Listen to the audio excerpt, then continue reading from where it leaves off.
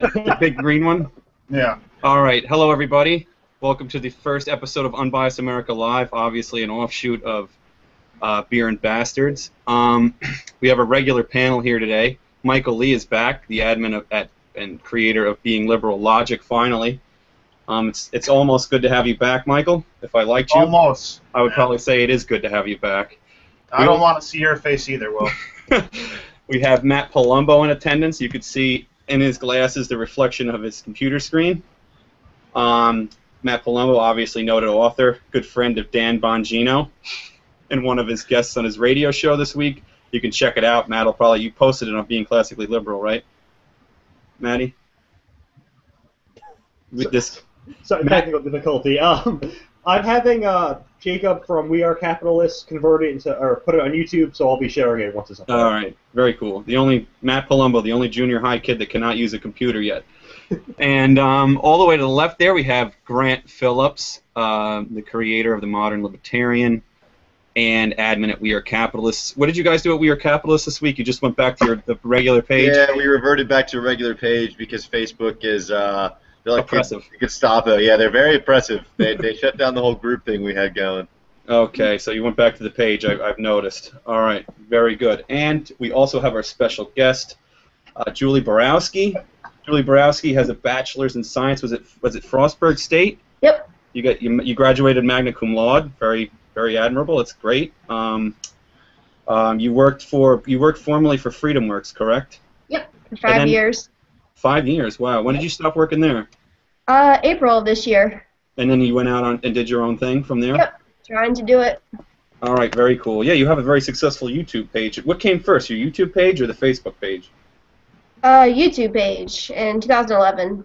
Okay, and then the offshoot is your Facebook page? Yeah. And does that drive most of your traffic, or is it the other way around? It's about even. I have YouTube subscribers and Facebook. Okay. My first question, I'm going to start asking questions, and I'll let the guys ask some questions. I'm here too, by the way, Will. Thanks for introducing me. Oh, Kevin, yeah, okay. We also have Kevin Ryan.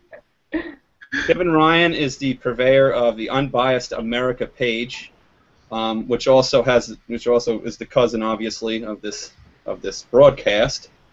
Kevin does a relatively decent job at Unbiased America, though most of the legwork is done by me. Anything that's been successful there, pretty much I have done, and I copied it from somebody else. So I don't want to say who. No, don't introduce me next time. Okay, good. I don't want to. What happened? Your hair color changed. It's like just go back to your first question. Did you run out of Just for Men, the red kind? Salt and pepper. It's very in. All right. I'm sorry. Let's go back to Julie here. Stop interrupting me, Kevin. No one cares about you. What was my first question again? Now oh yes, coming out of political science department in academia. Were you always a libertarian? What formed your views? Did you go into political science? Was it just something you decided on a whim, or were you a libertarian prior? What got you into libertarianism? Sure, it's kind of a long story, but I grew up very hardcore conservative, probably neocon back in high school. I started to have doubts about foreign policy during the George W. Bush administration, and I spent a lot of time online on Friday nights on online forums, and I found the word libertarian. I had never heard that word before. I was like 15 about, and I looked it up, and it said people who want maximum freedom. I was like, hey, that's actually what I want. So I looked more into it, and I figured, hey, this sounds good, sounds something I'd be interested in, and looked more into it and became a libertarian. I didn't get active into kind of politics until around Paul when I was a freshman in college in 2007. At the time, I was an elementary education major, but I didn't really want to go into that. I didn't know what I wanted to do. But I love to debate politics and Ron Paul, and finally someone said, why aren't you a political science major? So I was like, hey, that's a good idea. I didn't really know there was a career for me because I never wanted to be a politician, but I became a political science major, and from there, I guess I did a lot of internships in FreedomWorks. I started a YouTube channel, so that's kind of the long story short about it. Okay, that's interesting. So you were just basically online. It was George Bush's foreign policy. It was like a rebuke to his foreign policy, made you move more towards libertarianism solely on the foreign policy issue. Is that what kind of made you more libertarian? Were you always more of a free market Yeah. a person? I mean, obviously as a conservative, yes. So it was foreign policy that moved you more towards libertarianism. Yeah, I was always very into free markets. I was always a Okay. fan of entrepreneurs. But foreign policy was a big step for me for libertarianism. Then I started getting more into social issues. I read libertarian literature about the drug war, so I got into that. Okay. Who is your so out of all? I mean, of all the libertarians online, you seem. I mean, I would put people into like a category of libertarians where I think most of us are on this panel, and then I would put other people into the more radical camp, meaning that everything must be along the lines of libertarianism, even things outside of politics or economics. It has to come from this libertarian strain of thinking. And I mean, I generally refer to them as radical libertarians. You don't seem so much on that radical side. Perhaps maybe it's your conservative roots. I don't know. But as opposed to other, I don't know what to call them, celebritarians, so to speak, you and Austin Peterson seem to be in like the same sort of camp as far as those libertarian views, like a more of a Milton Friedman as opposed to a Murray Rothbard, if that makes sense. I think my ideals are pretty radical, but at the point I'm just kind of like, that's probably not going to happen in my lifetime. And I'm more focused on reaching out to non-libertarians. Mm-hmm. When I first started my YouTube channel, it was mostly Ron Paul libertarians who watched it. And as I continued, some more conservatives came on board as I started to have more like viral, like anti-Obama videos. So I Right. realized that I could reach these people. But if I'm out there saying, oh, anarchy now, I'm going to lose those people. I'm just going to be talking to people who agree with me for the most part. So it's like kind of like, what's the point? Right. So I'm trying to really, reach out to non-libertarians and kind of introduce basic libertarian thoughts to them. And I'm trying to do that at least. Right. Are you getting accused of radical libertarians of trying to be too mainstream or trying to? Yeah. Yeah. All the time. I'm really shocked actually by that. Yeah, I I know. can't believe it. I mean, I think all of us here kind of deal with that to a certain degree. It doesn't matter what you say; they'll attack you for whatever words you use. And relatively, do they ever come at? I mean, we'll get into your video in a second, which just kind of leads into your video. But I mean, rarely do they propose an argument or counter-arguments or refutations. They usually nitpick at certain words, and it usually becomes like this highly emotional, ideological nitpicking, so to speak. Do you find that happening more so than people actually being curious and wanting to learn about libertarianism? I don't know. I've always had those people since the very beginning. Mm-hmm. That was always like, okay, that those people are gonna be there. I'm always really excited when people criticize me from outside the libertarian circle, as strange as that sounds, because it means that I'm reaching out to other people and they're actually seeing my videos and seeing an alternative view. So that's like where I'm like, yes, I'm actually having some success, as opposed to, oh, libertarians are criticizing me, whatever. Mm-hmm. Yes, you're always going to deal with people who don't like you because you can never please everyone. Right. It is what it is. And another question before we get to your video. When you say radical, I mean, I consider myself a conservative, a Jeffersonian, libertarian. I don't know, a minarchist, so to speak. I would consider abolishing the EPA, the Agriculture Department, many departments. I mean, that seems to be a relatively radical view, and coming from I as a conservative, so it's hard to get a baseline on what's radical. When you say radical, do you mean like you're an anarchist, but you're willing to sort of like compromise with minarchy? I don't like the word anarchist because it turns away people.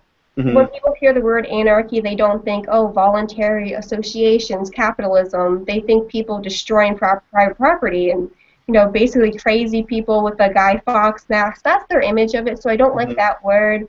Would I ideally like to live in a voluntary society? Yeah, probably. I would be fine with people trying it out and see how it works. But I don't think we're going to get there in my lifetime. So it's like I guess it is kind of a compromise, saying, hey, let's make things better in the meantime. Maybe that's a sellout thing to do, but Okay.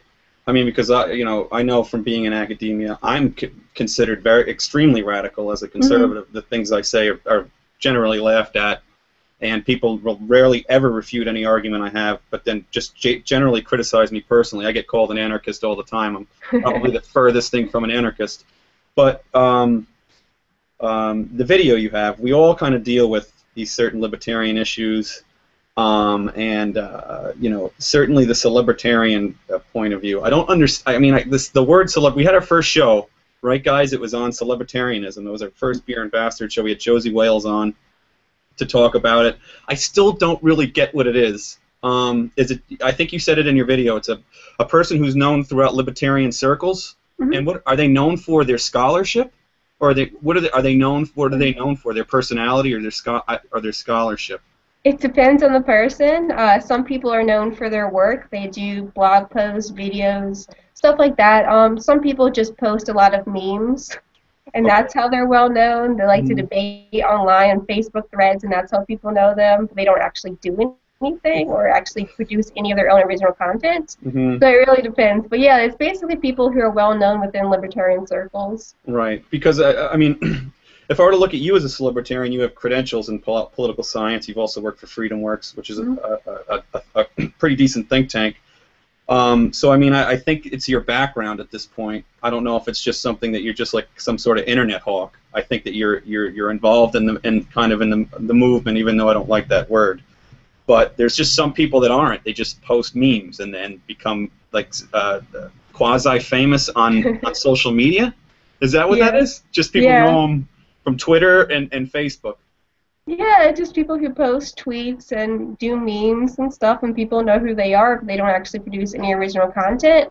I think that bothers me. Okay, yeah, probably bothers me and us a lot too. I think a lot of the guys on here, we do, certainly Kevin's page, We Are Capitalists, Being Liberal Logic gets into it, and Michael Lee and Matt Palumbo are admins at Being Classically Liberal as well, and they all do a lot of empirical work.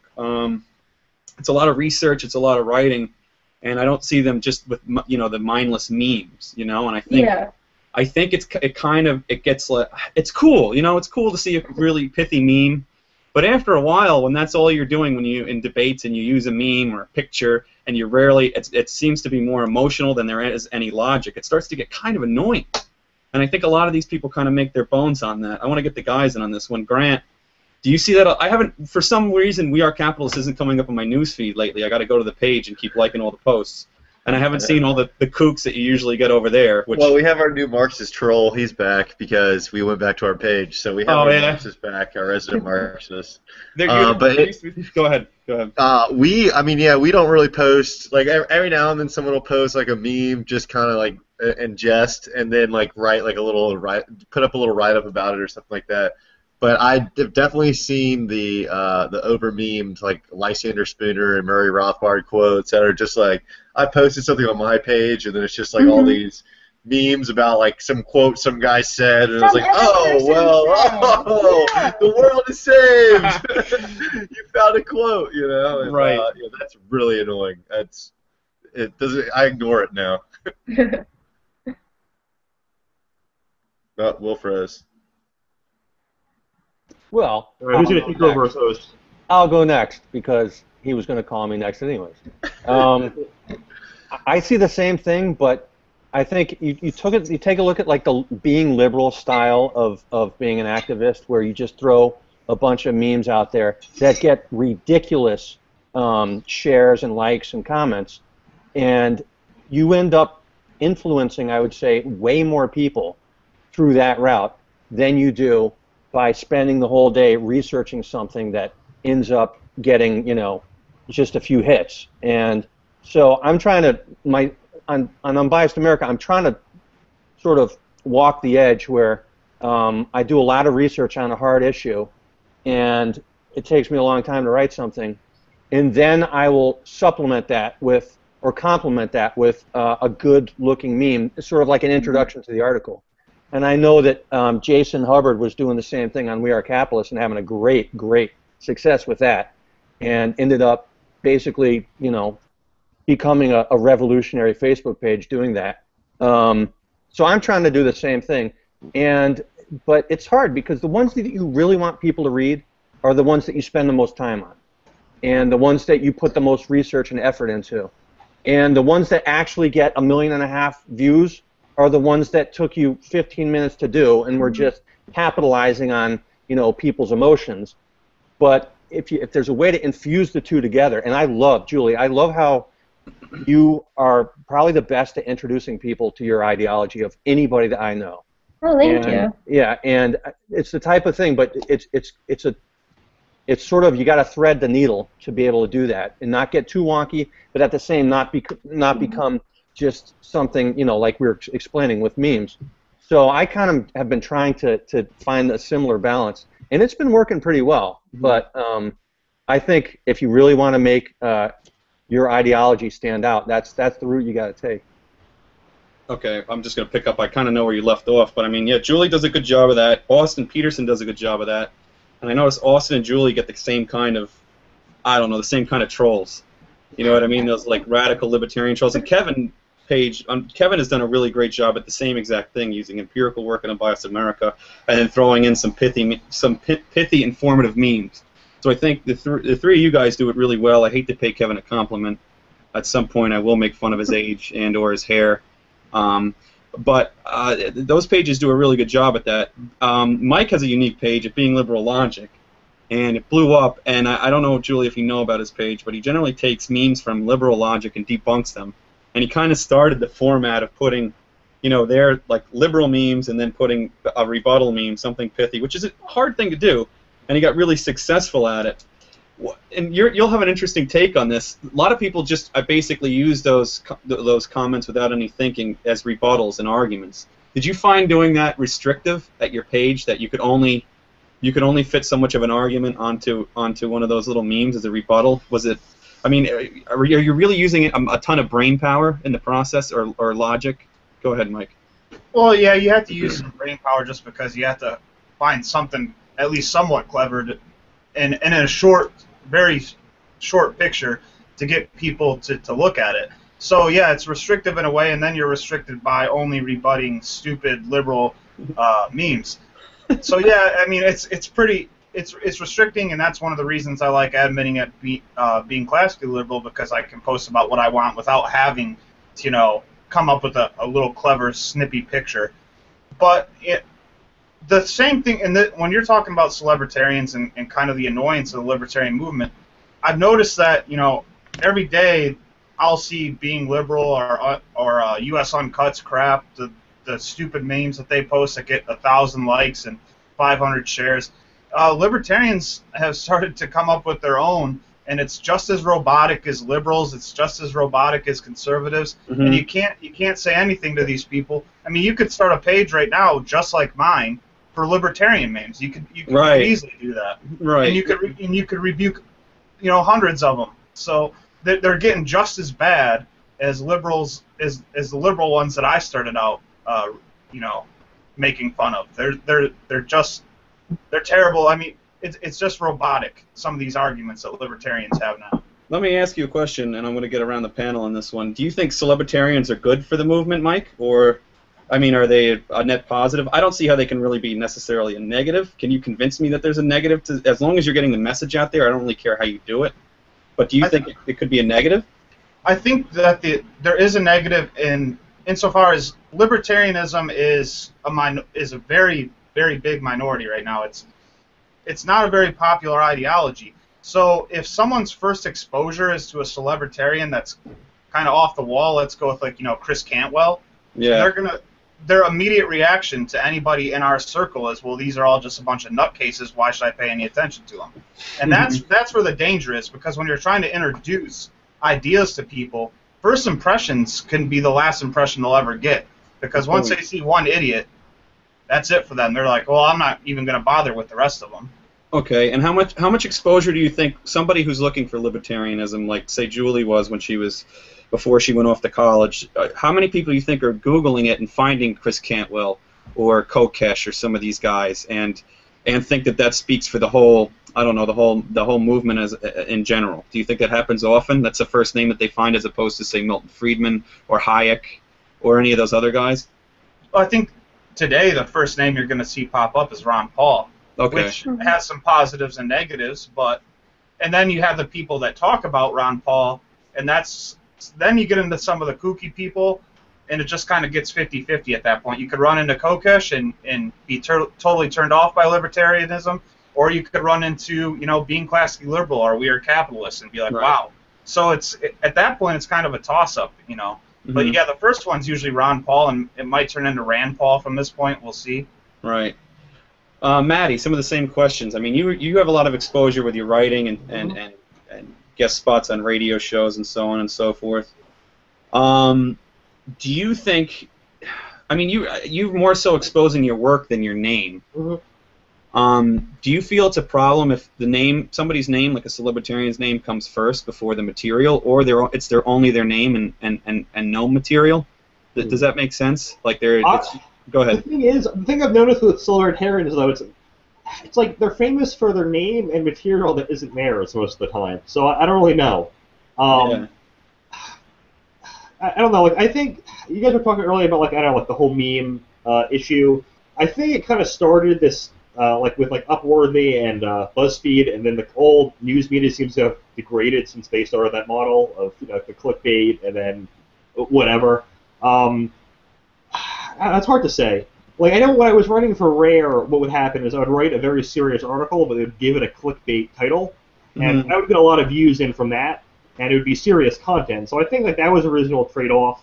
I know what Kevin and Mike are doing is having a meme as like an intro, and then having intellectual content beyond that. So I think that's a good compromise. I really hate just the meme type of thinking, or just clickbait alone, and most libertarians as well. The positive, though, and addressing you specifically, you have books out there. You have a lot of sourced empirical material that debunks a lot of this leftist garbage. Yeah. Okay. To get your name out there would be beneficial, I think, for libertarians and certainly people that are concerned with liberty, because they get to read your material. Right. Go ahead. Unfortunately, like for every 100,000 views I get, I sell like one book. So. I don't know. Really. Did the Bongino show help you out this past week? I usually sell like 10 to 20 after the show, which is always nice. So yeah. Ah, pretty cool. Okay, Julie, celebritarians, in your opinion, do you think they're good overall or a bad overall? Net positive or net negative? I mean, we know they're annoying. That's been established. But are they a negative? Mike's got the book there. Here you go. Well, my point in the video I made is that a lot of them kind of think they're a really big deal. Mm-hmm. And that bothers me because, none of them are basically known outside the libertarians. Mm-hmm. So they kind of have this like big ego they develop. That's kind of my problem. But it really depends on the person, I'd say. Like you mentioned, Chris Cantwell. I think he probably appeals to certain people that I can't reach. Right. And I think I could reach people that he can't reach. Right. So it's just kind of, some people are probably going to be turned off by him. Some people are probably going to be turned off by me. So I don't know if it's a good thing or a bad thing. It just depends on the person. Let me stop you there. Let me stop you there, and I have a question, and I had a theory. Do you think guys like Cantwell and Kokesh, you said they're people that you can't reach anyway, just found a niche in the libertarian market, and they try to exploit that niche? Do you think they really believe a lot of the crap that they're saying, or do they just want to get their name out there and they know how to exploit this viewpoint and those people via social media to become a celebritarian? I'm sure Cantwell makes money off of advertising or traffic to his website. I mean, in that case, it's a kind of a shrewd move, to be honest. I don't know if they believe it or not. I do think they have a niche. I think it might be smart for them to go on with that niche. I think Cantwell probably attracts maybe like men's rights activists who tend to be libertarian also, more like people who like offensive humor. Is it that brutal? Is that brutalism? Is that what that is? Yeah, like brutalism people. Like, he could probably attract those people that they probably won't like my stuff. So I mean, he's doing his own thing. I'm kind of doing my own thing. I don't want to step on people's toes in the sense of what they're doing. No, I don't either. I'm just saying. I think that's what they do. They find a niche and they exploit it. And I think it's kind of like a market mentality. I can make money off of these kind of kooky people. They want to have some sort of luminary. Why not do it? I don't blame them. You know what? Get your arguments out there, and it's our job, I guess, to counter some of those arguments. I don't mind doing so. Well, you know what it is. Well, you know what it is. It's really like the liberty movement has kind of become like its own competitive market. Right. You know what I mean? Where you've seen like ideas like Julie is more like center libertarian in what she expresses to a lot of people, and so is Austin, and I mean I think we all are too. I would consider myself a moderate libertarian, and that is sort of emerged as a more popular strand of libertarianism, whereas like Cantwell and Kokesh, they get all like the hardcore like down with the state, let's not vote for anybody libertarians, and that's fine, and they can have their niche. but ultimately, I think what it does for us is it sort of like boosts like a bigger movement. You know what I mean? Like it's like almost in any competitive market for any good. It's just an idea. Right. And I think it's great that we can sort of like refute what they say. Mm-hmm. You know what I mean? And separate ourselves from it like empirically and intelligently instead of like posting memes and quotes and stupid things. You know what's the problem? Sorry, Will. The problem I have is that opponents exploit the extremes. It happens with any liberals, conservative, right, libertarians. But I mean, you looked at Stephen Colbert had a show on where he followed the guys in New Hampshire and made fun of them. They were the guys in New Hampshire, including Cantwell, were following a meter maid and harassing him the whole day. You're kidding. No, this was on Colbert, and it was the crowd was laughing.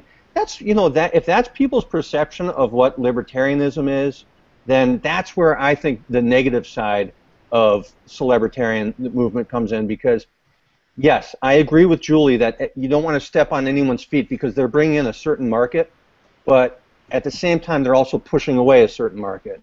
And I disagree with Julie a little bit when she says that she's pushing people away. I mean, I think there's a way that you can attract the most people possible, and I think there needs to be more people in the libertarian movement that are actually focusing politically on making the case for as broad an audience as possible instead of a tiny, minute, audience that ends up offending the broadest possible audience. Go ahead, Julie. You can respond to that if you want. Like I said before, I think it's impossible to get everyone to like your content. I know one of the main criticisms that I hear all the time is, oh, Julie makes libertarians look goofy and silly, and like, oh, this is a serious philosophy. Those people are never going to like my stuff because I put out a lot of stupid stuff. I know I do. I have fun doing it. I hope it helps.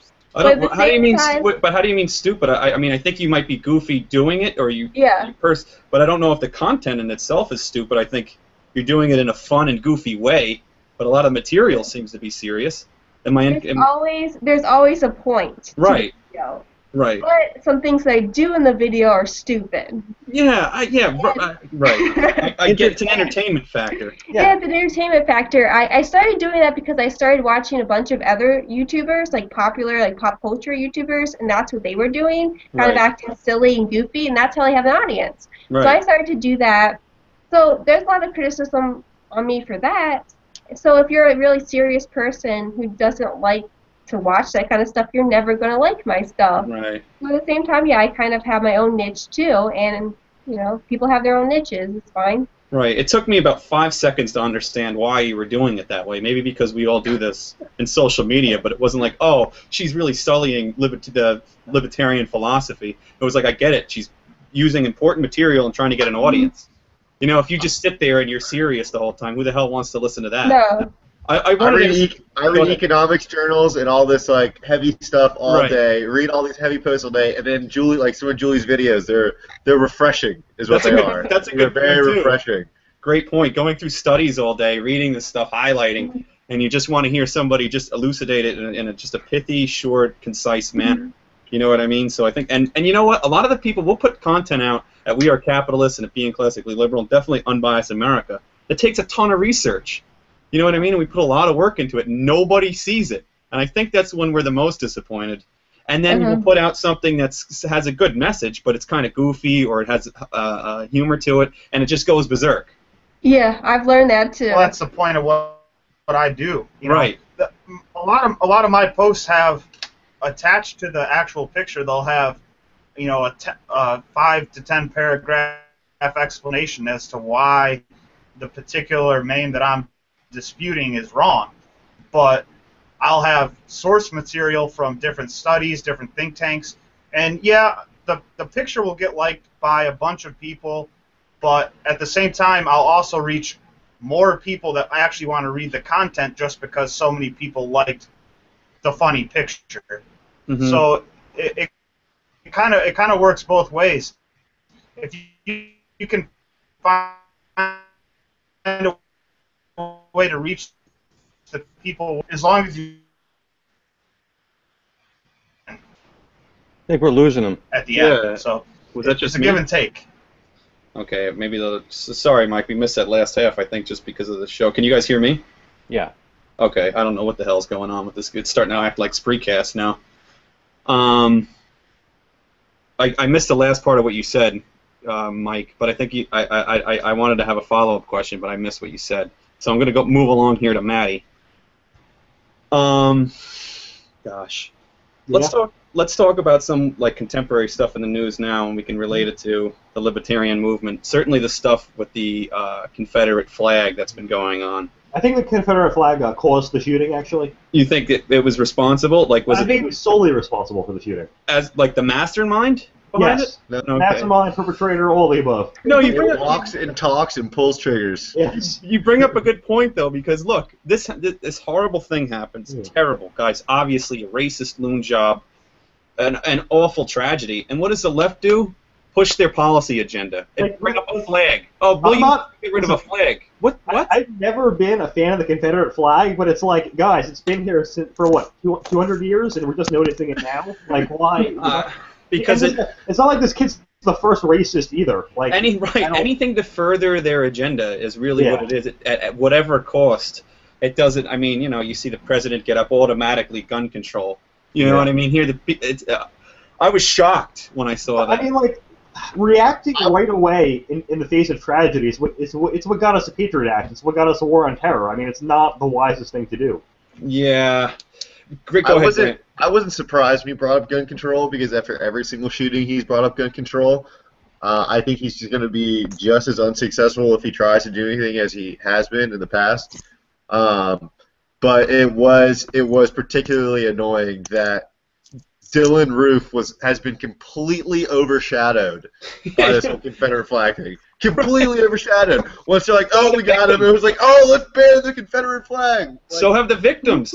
I mean, don't get me wrong. The companies who are deciding not to sell it, they're well within their rights and they're fine. And I don't think it should be flying on a public building, because it's not even like a state or a country or anything like that. But I mean, there are people saying we should ban it from existence, and that, like, come on, let's be a reasonable. Well, they have to ban something, Grant. Yeah, something's got to get banned. Yeah, the left is constantly pushing an agenda. I don't think they really generally care what the facts are. What do you think about this whole flag thing, Julie? Do you think it matters? Do you think it's an issue? Does it matter to you at all, really? Gosh, I've been struggling on this, whether I should say anything or not. I agree with what you guys were saying about, like, why is this a big deal? I guess there's a picture of him holding a Confederate flag, so they're saying, oh, well, all Confederates are racist, and there's a picture of Jimmy Carter. Guy. There's a picture of Jimmy Carter on the flag. There's a picture of Clinton Gore on the Confederate flag as well. Why? I mean, why now? I don't. And also, moreover, they're using this. It's like Democrats are really just kind of like rewriting their own history here. Here's the party that opposed the civil rights legislation, the party that opposed abolition. The Republican Party was built on abolition. I don't understand. It seems to be that everything now, Republicans are racist. It's almost like they rewrite history and they use anything for an agenda. So that kind of bothers me. So how do they control the narrative so well? How do they always control the narrative? And why is it that we're always, libertarians and conservatives are always the ones left apologizing? Because we're always on the defensive. Yeah, why? We're never on the offensive. As soon as these tragedies come out, they want to take advantage of it, so they're going to say, oh, we need more gun control. Oh, look at this flag. It needs to be banned. Republicans are racist. Conservatives are racist. We're never out there actually being the first to say something. We're always on the defensive. To that point, Julie, conservatives and libertarians generally respect the individual. And I don't identify as white. I don't identify as black. I'm Will Riccadella. I'm not part of a group. I don't know. I see the left using that. Oh, we need the Latino vote, the black vote. They're always balkanizing people, and they use these opportunities to even divide even more. You know what I mean? And Republicans fall into the trap all the time, and they go out and they apologize, and we need to get the Latino vote. If I hear that again, how about the American vote? Why are they not American? Why are they Latino? What does that have to do with anything? I don't know how we can't control the message, and so I don't hear many people come out and say we're all individuals, and if they do, they're drowned out by the Republican Party as well as the mainstream media. How do we change that messaging through social media? What we do? Can we? Is there anything we can do about that? I don't know, man. Your guess is as good as mine. I think we have the internet that we could try to change the narrative, but we don't own the mainstream media. It's the Right. left who does, and they want to push that narrative, and they're really good at pushing that narrative because they have the emotion on their side. Mhm. People just get all pissed off about what's happening with this whole thing, and yeah, I think that they own it. How can we do it better? Like, gosh, I don't know. I think probably just getting out there as soon as it happens and saying, you know, we're individuals, blah, blah, blah. But I don't know. It's difficult. Right. And to that point, it's like I see a tragedy and a shooting. The first thing I'm thinking about, man, those families, it must be terrible. Mhm. I don't think like, wow, let me go out there and push a policy agenda and get out ahead of the Democrats before, you know, these 9 people are killed. It's really, like you said, about talking. I didn't even want to talk about that for a few days. Like, what is there to say? Some nut job killed a bunch of people. To me, that's basically where it stands at. What is there really to come out and say? The same thing with the flag. It's like, I don't even really care that much about the flag. What is there to come out and say? You know, do I have to come out and make a historical point? Do I really even need to get involved? Yeah. How much do I care? Kevin, to that point, is it all about controlling the narrative in the media? You do a lot of posts on this. Yeah. I mean, you're talking about gun control here. People think that these mass shootings, all this gun crime has gone up, when in fact it's gone down considerably over the last 20 years or so. Am I correct? It's all about controlling the narrative, because if you control the narrative, you can control reality. Mm-hmm. People, we are all stuck within our bodies. We're not every place at every time. Our window to the world is our television, our computer, and so forth. And if that window's dirty, and if the people that control those windows are not giving us reality, we're not going to see reality. If you tell people, this happened in the 90s, violent crime decreased something like 75%. Well, it was 75%. And only 12% of Americans thought that crime was decreasing during that time. And the reason was because the news at night was increasing their coverage of crime. Mm-hmm. So, you know, in reality, it's going down. The news is increasing it, so people see that crime's increasing. What does this show us? Well, 2 things. Number one, the news is not in the business of portraying reality. They're in the business of, number one, bringing in eyeballs. Let me stop you right there, and then you can go ahead. Don't you think there's a demand for a news network to give the facts and the facts only? Do you think? It's been tried. I mean, CNN, for a certain period of time, I think CNN was very committed to just the bland news. PBS has tried it a few times, but they always drift away because their numbers go down. And it's a format that just hasn't worked. CNN headline news for a while was just straight news. Right. Gone. Now it's like you turn it on and it's all the latest crime drama and that they're talking about. And what you end up with is a public that's misinformed, malinformed, and doesn't understand what's happening in the world, and therefore decides issues, calls up their senators and says, I'm sick of gun violence, when in fact gun violence is down 50% since 1991. Right. And in fact, you know, 40 people a year are killed in mass shootings. And yet, how much time do we spend? 88 people a year are killed by a lawnmower. I mean, you know, how much time do we spend, you know, shaping our policies based on what are tragic occurrences, don't get me wrong, but very rare occurrences nonetheless. Okay, so now we're talking about controlling the narrative, and I would agree with that, okay? I agree with it to a certain extent.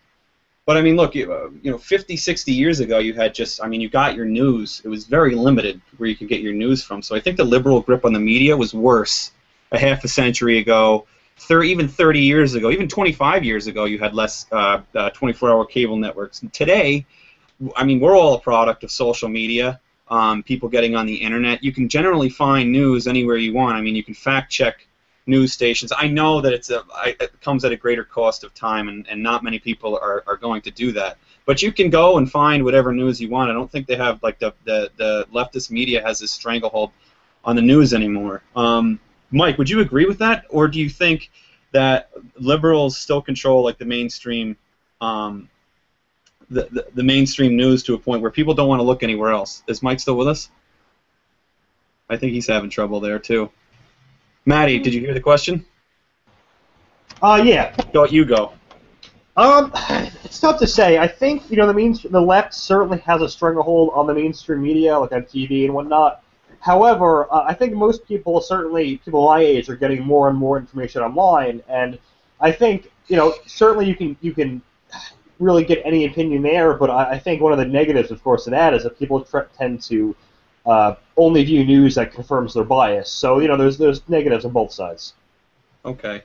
But I mean, it is great that we can fact check anything, really. Yeah, I mean, I don't see it as like the only thing I can turn to is Walter Cronkite, that hack at night. You know what I mean? I can go and look anywhere. Grant, what do you think? Do you think it's more people getting their news generally get like a left bias, or do you?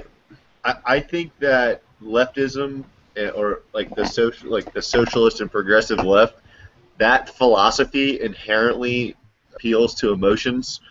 Because it's all about things being fair and what people deserve. So, like Julie said, generally just emotional argument. Exactly. It's just very easy to appeal to somebody's emotions. Like, for me to come on and say minimum wage is bad for poor people sounds a lot worse than someone saying these people deserve a living wage. You know what I mean? Right. You have to understand the average person is never taking the time to understand the first thing about economics. Yeah. When you see someone say, this person deserves a living wage, I guarantee you they're probably 10 times more likely to lean towards that just based on that statement. They've never heard anything else about politics ever before. If you heard that, they would go for that over you don't deserve it. Like, we should just have a zero minimum wage. I think that's the case. Would you agree with that, Julie? Yeah, definitely, because people actually have to look more into stuff. But what I've noticed is people tend to respond to the negative more than the positive. If you look at what people share on social media, it tends to be the more negative, like outrageous stuff, like someone beat up somebody, or some parent shamed his kid, stuff like that. People love to share that stuff because they love. Social media is all about signaling something about yourself. Mm-hmm. So your Facebook page is how you want other people to see you. So if you post outrageous stuff and you say, what is wrong with people in the world? I see that all the time. You want people to be like, oh, that person, you're a good person because you're not like that. But people don't share that many positive things, I've noticed, on social media because they want to be more outraged. That's true. And you're familiar with YAL, right, Julie? Yep. And I was the YAL chapter president at Long Beach State here, and they used kind of the same tactics to recruit, which I hated. I hated going out and just talking about the drug war and, raids, and it was like, look, we have a president that circumvents Congress. We have an administrative state that has become so tyrannical, I can't even dig a ditch outside anymore without a government regulator. You know what I mean? We have actually confiscatory tax rates. We're bankrupting future generations. And people, I don't necessarily like the drug war. That's a problem. Sure, I can come up with a cost-benefit analysis of the drug war a day, but the problems are more systemic. They're much bigger than that. And no one ever really generally talks about that. I hear a lot about, like you said, these sensational stories, or some guy shamed his daughter on Facebook, and people will go crazy. But when the president does something outright despotic, not a word.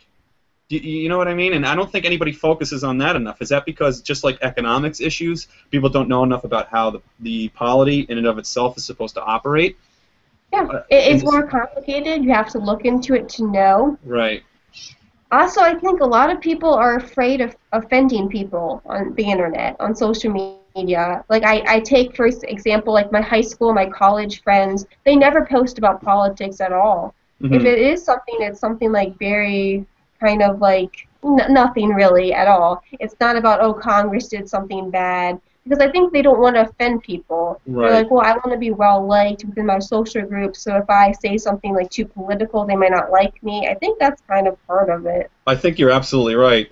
Julie, I would agree with that. Once I started getting into, like, I guess the social media politic sphere or whatever you want to call it, I had a lot of people who were my friends from high school and college, and just random people just message me and say, hey, I haven't talked to them in decades, and they're like, I'm so glad you're posting all this stuff. Yeah. Like, it's great information. Yeah. Thank you. I really enjoy reading your stuff. And I'm like, how come I responded to one person, like, how come I don't ever see you post anything? I didn't know you had opinions.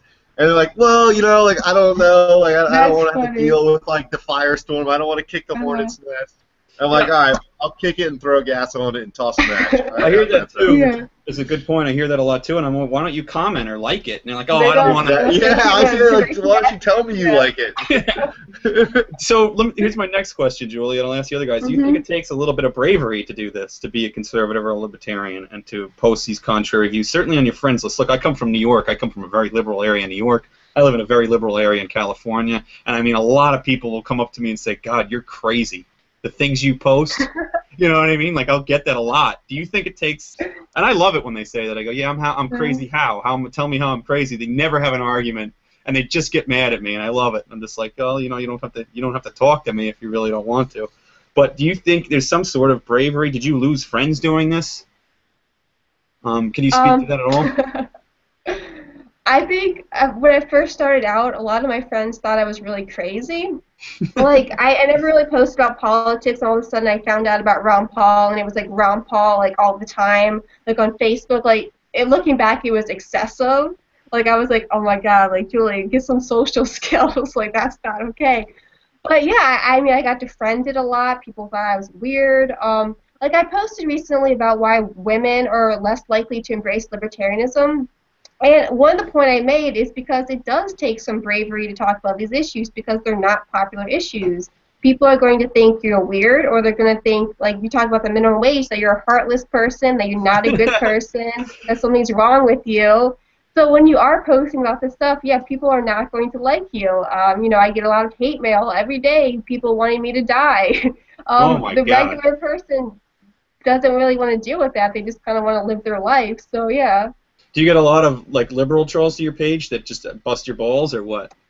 On both sides. Yeah, okay, you do get, okay. Do you find, who do you find more, I don't know, annoying? Radical libertarian trolls, or the liberal trolls?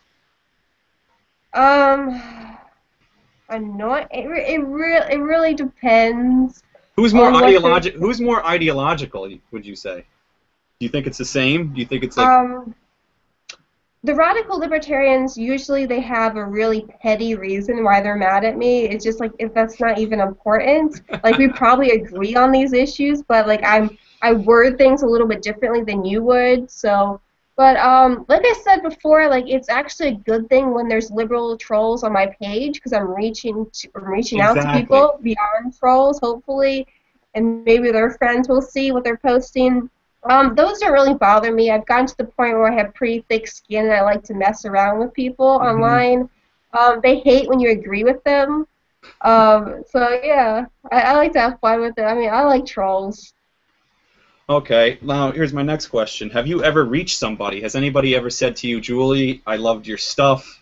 It made me think differently. I used to be a liberal, now I'm a libertarian, or I've really come around to the liberty movement. Have you ever gotten, I mean, we talked about the hate mail and the other stuff, but have you got things that made it like, wow, this is really worthwhile what I'm doing? Yeah. My favorite messages are from kids who send me messages, like 10-year-old kids who like found my videos on YouTube and watched them with their parents. And they send me messages and say thank you because now I'm actually interested in politics. Before I thought it was boring. And then their parents will send me a message and thank me for not cussing in my videos. Yeah. So yeah, those messages are really worth it. Wow, that's very cool. Yeah, that's a good feeling. I would ask Kevin about the question about losing friends, but he never really had any to begin with. So that would be a tough question. No, but There Kevin, are no friends in Kennebunkport. There's a small population. Yeah. Small population in Kennebunkport. You remain very isolated, you one percenters over there in Kennebunkport. You and the Bush family primarily. But you don't post much on your private. You don't really post much on your personal page. I mean, you can you leave it relatively to Unbiased America. Is that because you're not as brave as Julie? Yeah, not necessarily not as brave, but I like there to be a separation. Okay. Between what I write that are for friends and family and what I write that's for the mass audience, because I don't want to offend. It's almost hypocritical to say this, but my audience, I like to be strangers, basically. I like to be people who don't understand or don't know me, and my friends, the ones that I've gotten to know closely, I don't really want to know their views on politics. I've accepted them for who they are, and I wish this was the case for everyone. I really do. And I wish that everybody could get along with each other regardless of ideology. And I talk about this a lot on Unbiased America. But it doesn't really work when you're friends with somebody and you're also criticizing them politically. People take it very personally, and you do. You lose a lot of friends that way. Mm. And it's not that I'm not courageous. I value my friends more, you know, than I want to instill my political system in them. Right. Because we have all of us have small groups of friends compared to the amount of people we reach. Mm-hmm. So let's keep a barrier between the friends and the people that we're talking to. Mm-hmm. So yeah, I agree with that to a certain extent. I feel like I could do a lot of good by converting my friends. I don't know, so I like to post that stuff and at least get them to think. I don't think a lot of people actually even do a little bit surface thinking a lot of the issues. And if I can even just provide the impetus just to use a little critically thinking in some issues, then I'm fine with that. But rarely would I ever lose a friend over a political debate, unless they become vitriolic or they name call. I've had somebody do that just recently, just on the whole shooting thing, and he said something like, "Why do you like to exploit something or other, or the dead?" Or I said, "Hey, I get lost." You know what I mean? I said, "Good luck, whatever. You don't have an argument, so I'm the bad guy." A lot of people do that to me all the time, and I mean, it's like I don't make it personal for them, but the left tends to like to make it personal. I think perhaps because they run out of arguments. Maddie, you wrote some books. I mean, people must have read your stuff, and you're in Jersey, and there's a ton of libs over there. I mean, yes. Oh my God. How did that go for you? I pretty much told none of my friends or family members about it besides my parents. So, honestly, like most of the kids I'm friends with at school, and even the kids I went to high school with, don't know that I write for all these sites. They don't know about the Facebook pages that I contribute to. I'm like Kevin. I'm worried that if I were to post on my personal page, you know, the stuff I do on BCL, they might take it personally, or I don't know. It just doesn't seem worth it to me. Uh-huh. Yeah. Okay. Let me go back to Grant with that one. The question I asked Matt, I'm trying to work out. I can't even sign off right now because I don't have the button. Google You're Plus. stuck with us. Yeah, you're stuck with us for a little while longer.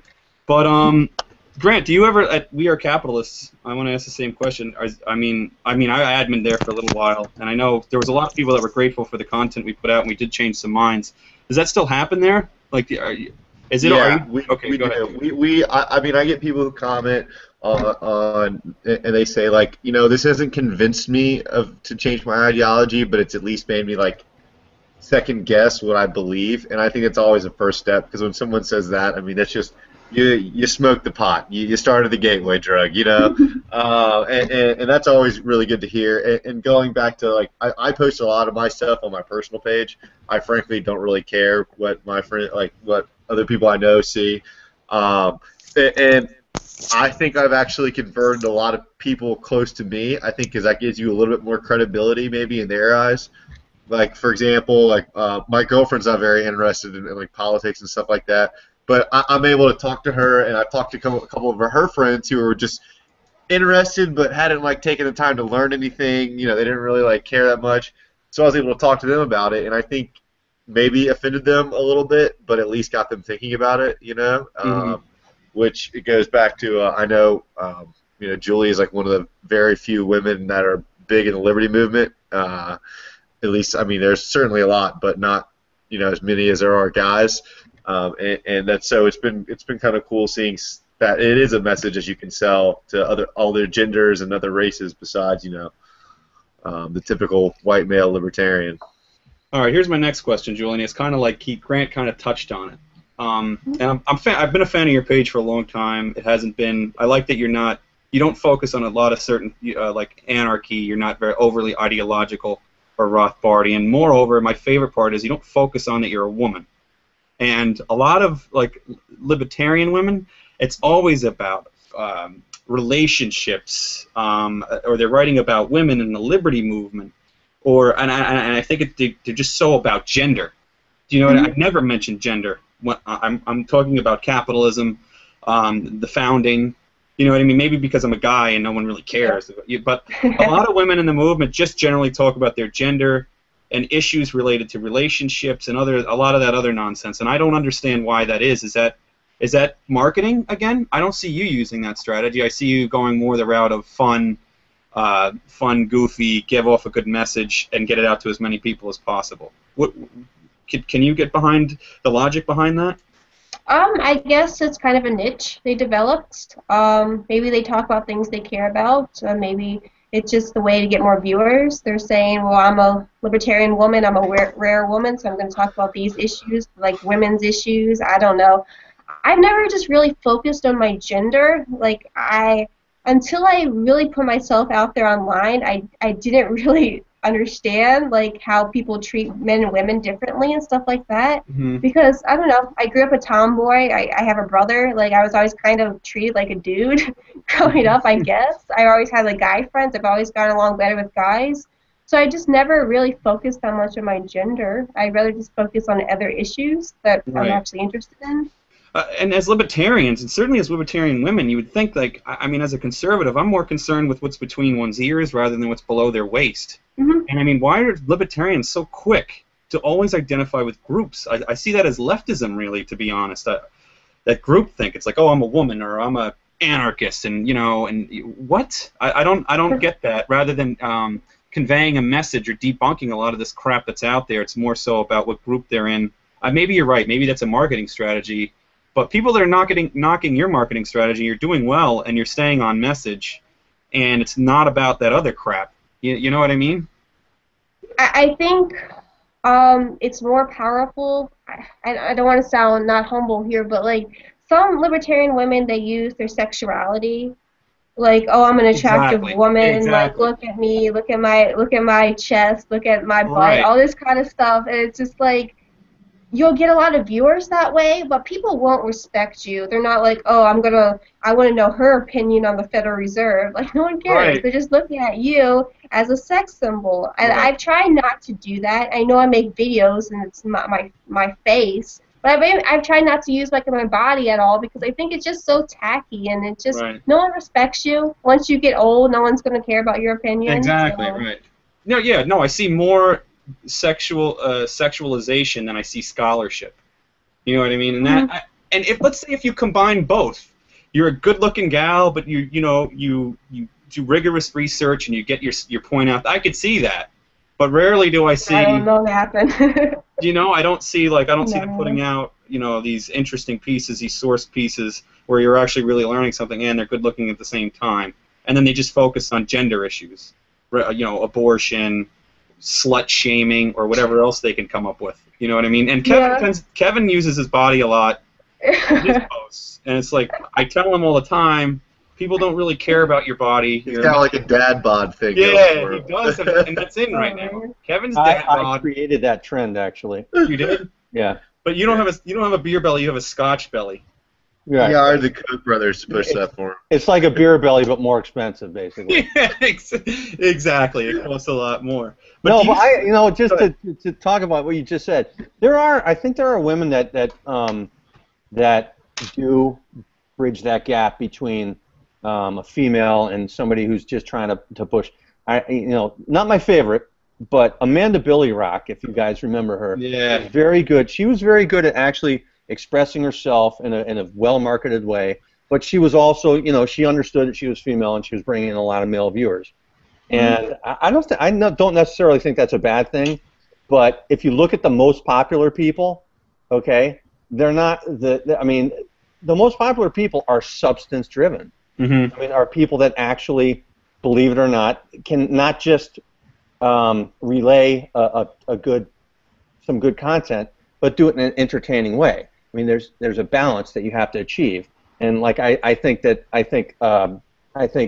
Julie does an incredible job of that, and I think that's the most important thing. You have to market these. These are great ideas that libertarians have, but you have to market them well, and you can't just market yourself as an individual, as somebody saying, okay, I'm Will Riccardella, and you don't care about what I'm saying, just look at my my arms because they're huge.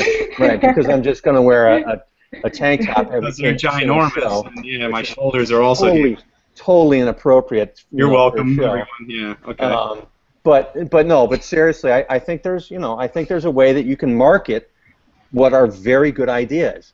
So I don't think people should shy away from using good marketing to push good ideas. The two things work; they complement each other, and when they do, it's very successful. And that's how you become. And I've always said this: I think we need a populist push to make people understand and to make people like what are, in my opinion, very good ideals. Okay, we have a viewer question, and I want to get this to Julie, and it's about the 2016 candidates, and this is what I want to get to next. Yeah. What are your thoughts on Donald Trump? Libertarian Really? or not libertarian? I don't think he's libertarian. It's kind of embarrassing because I have a few family members who really like him, and they're texting me like Donald Trump for president. I'm like, oh my god, because he's just so. He's like really like anti-immigrant and like anti-free trade and America first, and I don't really know that much about his policies beyond that, but I mean he's just kind of a joke. Okay, he's populist. I like him because he's going to change he's going to have the Republican. I don't like him as to be the president, but he's dynamic and then he changes up the field. He can say whatever he wants, and maybe he'll say or hit these issues that really need to be addressed, and force the other candidates to address them. You know what I mean? Like I like that he's just a wild card and he'll say anything. China does at some point need to be addressed. I like that he brings up China. I don't know if he really knows some economics that well when he's talking about their currency and trade. I think he's a little lost on that. But he is bringing it up, and it does need to be addressed. He's bringing up Putin too, and I think that needs to be addressed. But only to that extent is he good. Do I want the guy to be my president? No. I mean, here's a guy who supported Barack Obama in 2008. I think he's confused at best. But that leads me to my next question. Who are in the 2016 field, who are your top three favorite contenders right now? Top three? I don't even know if I have a top three. It's a good question. Out of all of them, who do I like the best? Clearly Rand Paul. Well, yeah, I know that, but let's go after beyond that. Let's see. Bobby Jindal announced today. I don't know that much about him. Ted Cruz is good on some issues. I like him too. Gosh. Jindal's okay. What about Walker? What's your take on Walker? I know that he's for the Patriot Act. He's very anti-civil liberties, which bothers me. He's probably good on some economic issues. Foreign policy, he's probably a hawk, isn't he? I don't know. I mean, it's hard to gather his foreign I really policy. don't have a top three. Okay, so just Rand Paul at this point. Yeah, I mean, the others are okay, but no one I would say is, like, really good. Carly Fiorina? I don't know enough about her. Okay. Who are your least favorites, then? Least favorites, Huckabee, Jeb Bush, the typical. Let's see, who else? I don't know enough about Ben Carson. I don't know if he has experience. Who else? Give me some names. Let's say, who's the fellow, Ohio governor? No. Rubio is kind of a neocon. Kasich? Kasich, I don't know, he's kind of boring. I don't know terrible, about too. him. Christie. Do you like him? I can imagine you like, I don't his like attitude. Christie at all. I think he's an idiot, a halfwit. Oh, I speak what's on my mind. Oh yeah, okay. You eat too much. How about you eat that? And look, the guy thinks he's a hot shot. I speak what's on my mind. No, you don't. And half the time you don't know what you're talking about. The big scandal with him in Philly is that he accepted Cowboys tickets from Jerry Jones, and he's apparently secretly like a huge Cowboys fan. So everyone in like the Philly area just now hates Chris Christie. Oh, really? I mean, yeah. Why, yeah. Yeah. I mean, not a Jets fan? How can you not be a Jets fan? All right. I think we went over the contenders with you guys, but I mean, it's an interesting field. I don't know. Do you see? Let me ask you about the Democrat field. Do you think you see somebody coming up from Hillary's left, a contender? And do you think that Hillary could win in a general election? I think Hillary's going to be the nominee, and I think she's most likely to win. Really? Mhm. Whoa. What? Now let me ask you. Okay, you don't think she'll get a challenger in the primary? Anybody that can contend with her? O'Malley has some credentials, but I don't think he's not That guy going to. is. Chris Christie has a better chance than that guy. Yeah. He's Bernie trying to run to the Sanders left. not going to win. Sanders O'Malley, is getting a lot of support. I gotta yeah, say. but he's not going to be the nominee. Hillary's definitely going to be the nominee, and I think she's going to win the general election because she's a woman. Mm-hmm. That's it. That's what she's running on, though. Yeah. I mean, that's what she's running on. That and Republicans are racists. Mhm. That's generally her message right now. Kevin, you said before Donald Trump is a populist, okay? Bernie Sanders terrifies me, not because he has any sort of logical argument, on the exact opposite. The man doesn't have a single cogent, logical argument to say. He can just go out there and repeat mantras and slogans that get people riled up. And as Julie said, and as Grant said, it's all about emotion, and that guy can stir up emotion. And he has venues now that are overflowing with people. People that don't like Hillary Clinton, they want to hear about these, because you're poor, because there's rich people, and all that crap. Does Bernie Sanders scare you as much as he scares me? No, Elizabeth Warren scares me more than Bernie Sanders. Bernie Sanders is psychotic, in my opinion. No kidding! I think Obama's psychotic. No, but I think Bernie Sanders will not win in the general election because socialism overall, thank God, is not a popular ideology, and he self-identifies as a socialist. But I think Elizabeth Warren, who is socialist, well, sort of a corporatist socialist type of thing there, I think Elizabeth Warren is a bigger threat, and hopefully she doesn't run. If she was running right now, I think she'd be the nominee, and I actually think she'd win. Because populists, this is what, and I said this before, libertarians need a populist. They need somebody who can appeal on a level that's popular, on a level that people say that's right. But they also need to, have a message that's true.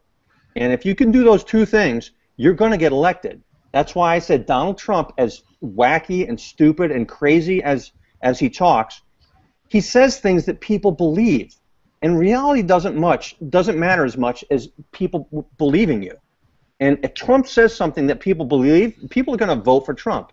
If Bernie Sanders says, a 90% corporate tax rate or a 90% top tax rate is going to help America, people are going to believe him. They're going to vote for him. Right. That's what scares me. I agree. Maddie, does Bernie Sanders terrify you as much as he terrifies me? Yes, because I have to differ from Kevin because I think Sanders actually believes what he says. I think Warren believes it to an extent, but maybe not as extreme. I actually read a book of hers called The Two-Income Trap, and honestly, if you didn't know any better, you would think that she's a social conservative with some liberal solutions to problems. So, I don't know. I just feel like Sanders is much more dangerous. He has much stronger convictions. Okay, that's not a bad point. Grant, I wanted to get this to you on this one. I know you love Bernie Sanders. He's like I know you write him a ton of fan mail, and don't you put put the lipstick on and put like a little napkin in there? There's also, I have a Bernie Sanders fat head on my wall here. But can you do me a favor? I thought about this before I go to work every morning. But my slave CEO, my slave driver CEO. I thought about this question today. I was on my run, and I thought about asking you this because you deal with Bernie Sanders. Can you define what a democratic socialist is for me? I mean, I'm in economics. I have no idea what that means. I'm having a hard time. Somebody called me, a buddy of mine called me yesterday and said, well, what is a democratic socialist? And I said, I think it's just somebody who supports fascism at the whim of a majority. Yeah, I think it's someone who just believes what they feel is right, But no, I think that what Bernie Sanders is essentially trying to push is, and he said it before and I wrote about it, is a Scandinavian-type socialism, which honestly, it works pretty well for them. It does. They're not a very productive country. So how does it work well? But hold on. It works for them fine. But they're very small. They're very homogenous. It's just a bunch of white people who just want to live off each other, and that's fine. Oh, they're a bunch of white people, so they're racist. That's what it is. Yeah, they're probably pretty racist. They're very free trade. They're very free trade. Bernie Sanders is not free trade. Yeah, they are. That's true. That's very true. Okay, by the way, but to think that can translate to a nation of 300 million people to be run from one city in Washington, D.C., that is where the stupidity comes in. Well, That's where and democratic socialism stops working because I it's, think it's it should impossible. be worth noting that these democratic socialist countries, if you actually look at like the Heritage Foundation or Fraser's rankings, they have more economic freedom than America. There's no way in hell we would have more economic freedom than if Bernie Sanders was president. So to that point, any economist will tell you if it's for free trade and they have and they're happy, generally it's probably because they have efficient use of resources, probably through a price structure or free trade. And well, like Scandinavia banks off oil. Right. Okay. So is it all government-owned oil? Yeah. In Scandinavia, I mean, I think it varies, but it's mostly private. They tax it like in Norway or whatever. Is Norway? They're all different. Yeah, Norway is like a government fund. I think I always say, I think the United States should really strive to be more like Scandinavia and Norway. Those are real economic powerhouses. Real powerhouses, yeah. Yeah, that's what we should be like. Julie, do you know what democratic socialism is? Your background in political science. What is democratic socialism? Is it like, your property rights are at the whim of a majority? So like a majority can just will away your property? Is that kind of like? Am I close? I have no idea, actually, but I think socialism kind of has a bad rap, and thankfully so. It's kind of a tainted word, so they put the word democratic because that's like a good thing. I see. That's a really good point. To soften the blow. But democracy should have a bad name too. I don't know any democracies that have really been very liberty-oriented. The common misconception that the United States was a democracy, or that the founders and framers ever even intended of making one, which they did not. I want like a Pinochet, like Chilean dictatorship, like a free market dictator. That's what I want. Yeah, you want a free market dictator? I mean, he was very corporatist, good old Pinochet. But that's exactly what it is. That's, you know what I mean? Let's just have someone take over and executive order our way into free markets, Right. Yeah, that is true. Kevin, you talk about it a lot. Socialism, that Julie just said, socialism gets a bad rap, but socialism as it was always defined until it did get a bad rap, which was the government controls the means of production, right? How many people even know the real definition of socialism in and of itself? No, nobody. And the younger you are, the less apt you are to understand what socialism is. They did a actual survey, and they asked millennials. They said, "What's your opinion of socialism?" And it got high marks. It was something like, they favored capitalism by maybe 5 points or 10 points. I don't remember the number off the top of my head, over socialism.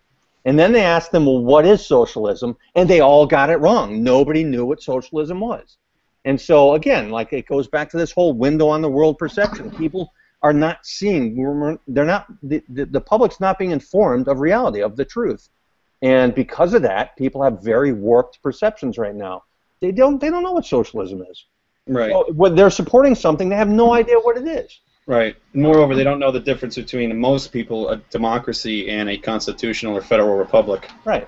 We're not even that anymore. God only knows. I don't even know what we are. We're just generally lawless. We're a democratic socialist. But essentially, we are. I mean, we're more than 50% socialist at this point. You have 80% of the people voting to take money from the top 20%, which sometimes it's generally themselves, because obviously income classes aren't static. But you can get into this stuff all day. But it was a good show. Julie, thank you so much for coming on. Thank you for having me on. Follow your page is Julie Borowski on Facebook, correct?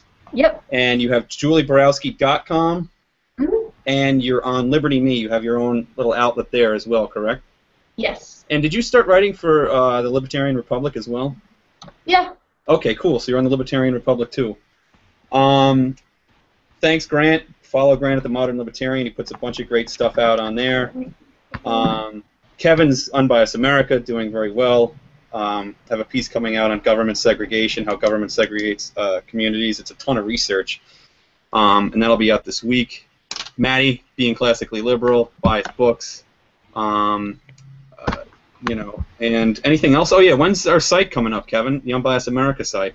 What's going on with that? I got it up and running, and now it's all about the tech people. Oh, okay. All right, cool. Got to get his typewriter working, and it'll be up. So yeah, I'm running it on the typewriter as fast as I can. So when you get your typewriter going and your abacus all set up, that'll be up perhaps sometime this week. But thank you, everybody. Thank you for tuning in. Ryan, you can cut us off if you're paying attention. Okay, good. I don't want to. What happened? Your hair color changed. It's like Just go back to your first question. This is. Did you run out of Just for Men, the red kind? It's salt and pepper. It's very in. All right, I'm sorry. Let's go back to Julie here. Stop interrupting me, Kevin. No one cares about you. What was my first question again? Now oh yes, coming out of political science department in academia. Were you always a libertarian? What formed your views? Did you go into political science? Was it just something you decided on a whim? Or were you a libertarian prior? What got you into libertarianism? Sure, it's kind of a long story, but I grew up very hardcore conservative, probably neocon back in high school. I started to have doubts about foreign policy during the George W. Bush administration, and I spent a lot of time online on Friday nights on online forums. And I found the word libertarian. I had never heard that word before. I was like 15 about, and I looked it up and it said people who want maximum freedom. I was like, hey, that's actually what I want. So I looked more into it and I figured, hey, this sounds good, sounds something I'd be interested in, and looked more into it and became a libertarian. I didn't get active into kind of politics until around Paul when I was a freshman in college in 2007. At the time, I was an elementary education major, but I didn't really want to go into that. I didn't know what I wanted to do. But I love to debate politics and Ron Paul, and finally someone said, why aren't you a political science major? So I was like, hey, that's a good idea. I didn't really know there was a career for me because I never wanted to be a politician, but I became a political science major, and from there, I guess I did a lot of internships in FreedomWorks. I started a YouTube channel, so that's kind of the long story short about it. Okay, that's interesting. So you were just basically online. It was George Bush's foreign policy. It was like a rebuke to his foreign policy. Made you move more towards libertarianism solely on the foreign policy issue. Is that what kind of made you more libertarian? Were you always more of a free market person? I mean, obviously as a conservative, yes. So it was foreign policy that moved you more towards libertarianism. Yeah, I was always very into free markets. I was always a fan of entrepreneurs, but foreign policy was a big step for me for libertarianism. Then I started getting more into social issues. I read libertarian literature about the drug war, so I got into that. Okay, so out of all, I mean, of all the libertarians online, you seem, I mean, I would put people into like a category of libertarians where I think most of us are on this panel, and then I would put other people into the more radical camp, meaning that everything must be along the lines of libertarianism, even things outside of politics or economics, it has to come from I mean, that seems to be a relatively radical view, and coming from I as a conservative, so it's hard to get a baseline on what's radical. When you say radical, do you mean like you're an anarchist, but you're willing to sort of like compromise with minarchy? I don't like the word anarchist because it turns away people. When people hear the word anarchy, they don't think, oh, voluntary associations, capitalism. They think people destroying private property and, basically crazy people with a Guy Fawkes mask. That's their image of it, so I don't like that word. Would I ideally like to live in a voluntary society? Yeah, probably. I would be fine with people trying it out and see how it works. But I don't think we're going to get there in my lifetime, so it's like I guess it is kind of a compromise saying, hey, let's make things better in the meantime. Maybe that's a sellout thing to do, but, Okay. I mean, because, I know from being in academia, I'm considered extremely radical as a conservative. The things I say are generally laughed at, and people will rarely ever refute any argument I have, but then just generally criticize me personally. I get called an anarchist all the time. I'm probably the furthest thing from an anarchist. But the video you have, we all kind of deal with these certain libertarian issues, and certainly the libertarian point of view. I don't understand. I mean, the word we had our first show, right, guys? It was on celebritarianism. It was our first Beer and Bastard show. We had Josie Wales on to talk about it. I still don't really get what it is. I think you said it in your video. It's a person who's known throughout libertarian circles. And what are they known for? Their scholarship, or are they known for? What are they known for? Their personality or their scholarship? It depends on the person. Some people are known for their work. They do blog posts, videos, stuff like that. Some people just post a lot of memes, and that's how they're well known. They like to debate online on Facebook threads, and that's how people know them. They don't actually do anything or actually produce any of their own original content. Mm-hmm. So it really depends. But yeah, it's basically people who are well known within libertarian circles. Right. Because, I mean, if I were to look at you as a libertarian, you have credentials in political science. You've also worked for FreedomWorks, which is a pretty decent think tank. So I mean, I think it's your background at this point. I don't know if it's just something that you're just like some sort of internet hawk. I think that you're involved in the movement, even though I don't like that word. But there's just some people that aren't. They just post memes and then become like quasi-famous on social media. Is that what that is? Just people know them from Twitter and Facebook. Yeah, just people who post tweets and do memes. This libertarian strain of thinking, and I mean, I generally refer to them as radical libertarians. You don't seem so much on that radical side. Perhaps maybe it's your conservative roots. I don't know, but as opposed to other, I don't know what to call them, celebritarians, so to speak. You and Austin Peterson seem to be in like the same sort of camp as far as those libertarian views, like a more of a Milton Friedman as opposed to a Murray Rothbard, if that makes sense. I think my ideals are pretty radical, but at the point, I'm just kind of like, that's probably not going to happen in my lifetime. And I'm more focused on reaching out to non-libertarians. Mm-hmm. When I first started my YouTube channel, it was mostly Ron Paul libertarians who watched it. And as I continued, some more conservatives came on board as I started to have more like viral, like anti-Obama videos. So I realized that I could reach these people. But if I'm out there saying, oh, anarchy now, I'm going to lose those people. I'm just going to be talking to people who agree with me for the most part. So it's like kind of like, what's the point? Right. So I'm trying to really, reach out to non-libertarians and kind of introduce basic libertarian thoughts to them. And I'm trying to do that at least. Right. Are you getting accused of radical libertarians of trying to be too mainstream or trying? Yeah. Yeah. All the time. I'm really shocked, actually, by that. Yeah, I can't believe it. I mean, I think all of us here kind of deal with that to a certain degree. It doesn't matter what you say; they'll attack you for whatever words you use. And relatively, do they ever come at? I mean, we'll get into your video in a second, which just kind of leads into your video. But I mean, rarely do they propose an argument or counter-arguments or refutations. They usually nitpick at certain words. And it usually becomes like this highly emotional, ideological nitpicking, so to speak. Do you find that happening more so than people actually being curious and wanting to learn about libertarianism? I don't know. I've always had those people since the very beginning. Mm-hmm.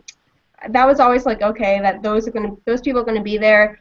I'm always really excited when people criticize me from outside the libertarian circle, as strange as that sounds, because it means that I'm reaching out to other people and they're actually seeing my videos and seeing an alternative view. So that's like where I'm like, yes, I'm actually having some success, as opposed to, oh, libertarians are criticizing me, whatever. Mm-hmm. Yes, you're always going to deal with people who don't like you because you can never please everyone. Right. It is what it is. And another question before we get to your video. When you say radical, I mean, I consider myself a conservative, a Jeffersonian, libertarian. I don't know, a minarchist, so to speak. I would consider abolishing the EPA, the Agriculture Department, many departments. Some stuff when people know who they are, but they don't actually produce any original content. I think that bothers me. Okay, yeah, probably bothers me and us a lot too. I think a lot of the guys on here, we do, certainly Kevin's page, We Are Capitalists. Being Liberal Logic gets into it, and Michael Lee and Matt Palumbo are admins at Being Classically Liberal as well, and they all do a lot of empirical work. It's a lot of research, it's a lot of writing, and I don't see them just with the mindless memes, and I think it gets like, it's cool, it's cool to see a really pithy meme. But after a while, when that's all you're doing when you in debates and you use a meme or a picture, and you rarely, it seems to be more emotional than there is any logic, it starts to get kind of annoying. And I think a lot of these people kind of make their bones on that. I want to get the guys in on this one. Grant, do you see that? I haven't, for some reason, We Are Capitalists isn't coming up on my news feed lately. I got to go to the page and keep liking all the posts. And I haven't seen all the kooks that you usually get over there. Well, we have our new Marxist troll. He's back because we went back to our page. So we have our Marxist back, our resident Marxist. Go ahead. We don't really post, like every now and then someone will post like a meme just kind of like in jest and then like put up a little write-up about it or something like that. but I've definitely seen the over memed like Lysander Spooner and Murray Rothbard quotes that are just like, I posted something on my page and then it's just like all these memes about like some quote some guy said, and I was like, oh well, Yeah. the world is saved. You found a quote, you know. And, Right. yeah, that's really annoying. It doesn't. I ignore it now. Will froze. Well, All right, who's going to take over as host? I'll go next because he was going to call me next anyways. I see the same thing, but I think you take a look at like the being liberal style of being an activist, where you just throw a bunch of memes out there that get ridiculous shares and likes and comments, and you end up influencing, I would say, way more people through that route than you do by spending the whole day researching something that ends up getting, you know, just a few hits. And so I'm trying to, on Unbiased America, I'm trying to sort of walk the edge where I do a lot of research on a hard issue, and it takes me a long time to write something, and then I will supplement that with, or complement that with a good-looking meme, sort of like an introduction to the article. And I know that Jason Hubbard was The big green one? Yeah. All right. Hello, everybody. Welcome to the first episode of Unbiased America Live, obviously an offshoot of Beer and Bastards. We have a regular panel here today. Michael Lee is back, the admin and creator of Being Liberal Logic, finally. It's almost good to have you back, Michael. If I liked you, Almost. I would probably say it is good to have you back. I don't want to see your face either, Will. We have Matt Palumbo in attendance. You could see in his glasses the reflection of his computer screen. Matt Palumbo, obviously noted author, good friend of Dan Bongino, and one of his guests on his radio show this week. You can check it out. Matt will probably, you posted it on Being Classically Liberal, right, Matty? With this. Sorry, technical difficulty. I'm having Jacob from We Are Capitalists convert it into, or put it on YouTube, so I'll be sharing it once it's up. All right, very cool. The only Matt Palumbo, the only junior high kid that cannot use a computer yet. And all the way to the left there, we have Grant Phillips, the creator of the Modern Libertarian and admin at We Are Capitalists. What did you guys do at We Are Capitalists this week? You just went back to the regular page? Yeah, we reverted back to a regular page because Facebook is they're like oppressive. You could stop it. Yeah, they're very oppressive. They shut down the whole group thing we had going. Okay, so you went back to the page. I've noticed. All right, very good. And we also have our special guest, Julie Borowski. Julie Borowski has a bachelor's in science. Was it Frostburg State? Yep. You graduated magna cum laude. Very admirable. It's great. You worked formerly for FreedomWorks, correct? Yep. For 5 years. 5 years. Wow. When did you stop working there? April of this year. And then you went out and did your own thing from there? Yep. Trying to do it. All right. Very cool. Yeah, you have a very successful YouTube page. What came first, your YouTube page or the Facebook page? YouTube page in 2011. Okay, and then the offshoot is your Facebook page? Yeah. And does that drive most of your traffic, or is it the other way around? It's about even. I have YouTube subscribers and Facebook. Okay. My first question, I'm going to start asking questions, and I'll let the guys ask some questions. I'm here too, by the way, Will. Thanks for introducing me. Oh, Kevin, yeah, okay. We also have Kevin Ryan. Kevin Ryan is the purveyor of the Unbiased America page, which also is the cousin, obviously, of this broadcast. Kevin does a relatively decent job at Unbiased America, though most of the legwork is done by me. Anything that's been successful there, pretty much I have done, and I copied it from somebody else. So I don't want to say who. No, don't introduce me next time.